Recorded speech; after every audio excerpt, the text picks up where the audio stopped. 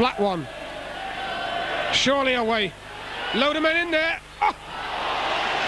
That is a wonder save, because that took a deflection, if not two.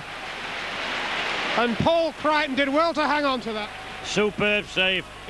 Well, sitting alongside me now after Town's 1-0 defeat of West Bromwich Albion is Kenny Swain. And Kenny, you couldn't possibly have asked for anything more than that today. Certainly not. I said to Alan Buckley straight away after the game, it was always going to be your day on your last visit, and in many respects it was always going to be our day today. But full credit to the players and the performance today. I mean, they kept going.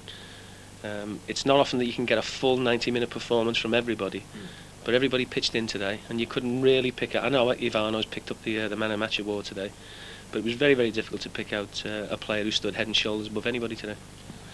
I did pick out actually Jamie Forrester, in as much as that, although he played here of course at the end of last season for half a dozen or so games, he came in today almost as new lad, so to speak, and I think his actual running off the ball, he was passing and giving, and it seemed to make things a little bit easier for big Steve Livingston up front.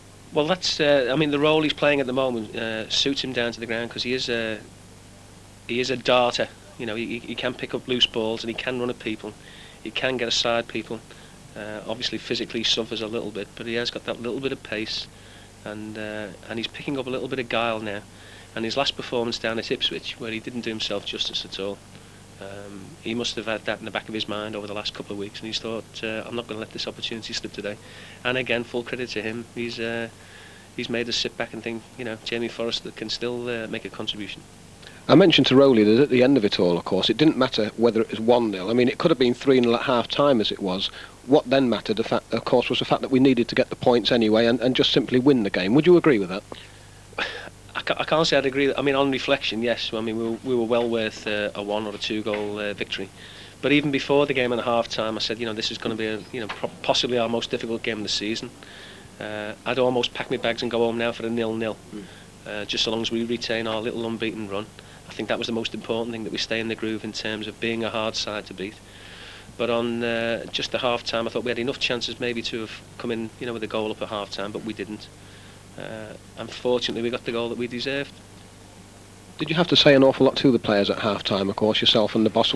I mean, it was one of those, had we done everything right and not done anything, and it was going to fall apart in the second half, or were the players able to keep things going? Yeah, they obviously did. Yes, I mean, as as coaches or managers, you look back on performances and you think, where could you have improved it?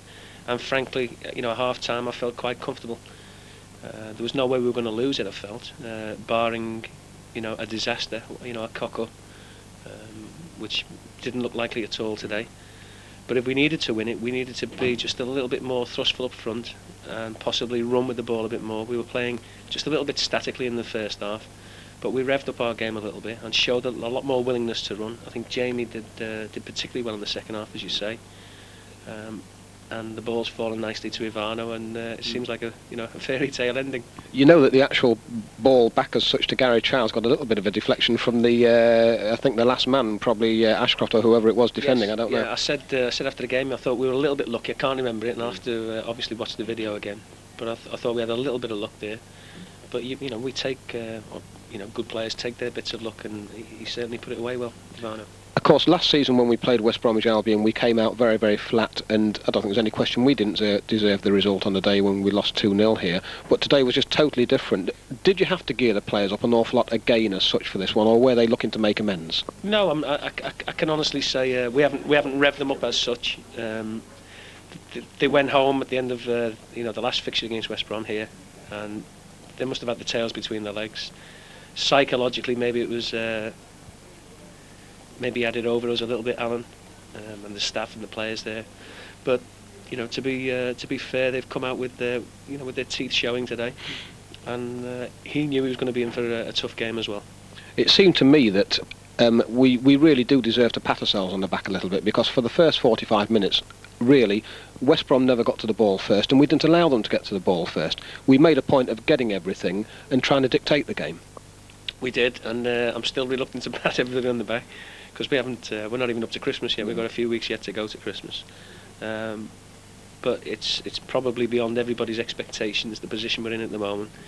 But when you've been in the game as long as as I have, or Brian has, or indeed some of the senior players, not to count your chickens before they're hatched. And my parting words in the dressing room today were there's certainly more downs than ups in this game, and when you do get your little ups like we've got today, go and enjoy it, because they don't last for very long. I mean, we've got another game coming up on Tuesday night, Sheffield United.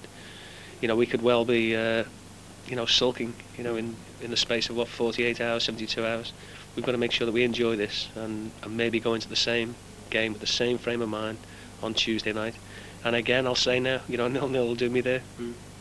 Well, let's hope that it does continue. We'll try and get our voices back anyway for Tuesday night, and certainly for next Saturday, because of course Tranmere next Saturday as well. Oh, it'll be lovely. Well, they're coming thick and fast. Stoke, Ipswich, Barnsley, West Bromwich Albion, Sheffield United, Tranmere. They're coming really thick and fast, and I'm sure the players enjoy it, and they're relishing every game as they come up now. Well, I think the fans are as well, by the sounds of things today. There's a lot of people enjoyed themselves, and thanks Kenny Swain, and let's hope it continues. My pleasure. Forrester